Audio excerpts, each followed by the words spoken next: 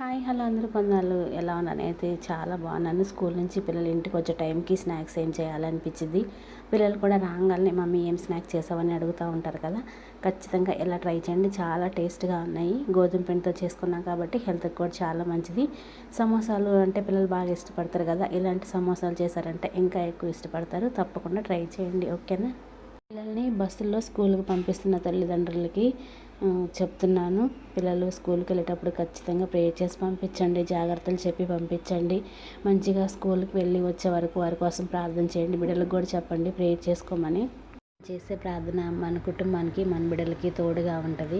ఎప్పుడు ఎక్కడ చూసినా కానీ బస్సు యాక్సిడెంట్లు ఎక్కువ జరుగుతున్నాయి కదా ఫ్రెండ్స్. ఆ యాక్సిడెంట్లు చూసినప్పుడు వాళ్ళు చెప్పేది విన్నప్పుడు ఎంత బాధ అయిపోతుందో. ఒకే కుటుంబంలో 3 అమ్మాయిలు చనిపోయారని, ఆ కుటుంబానికి ఇంకా ఆదరణ లేదని ఎంత వాళ్ళు రోధిస్తుంటే ఎంత బాధేస్తుందో.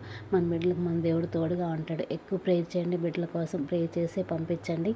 అలాగే స్కూల్ నుంచి రాగానే ఇలాంటి వేడి వేడి స్నాక్స్ వారికి పెట్టారంటే వారు ఎంతగానో హ్యాపీగా ఫీల్ అవుతారు.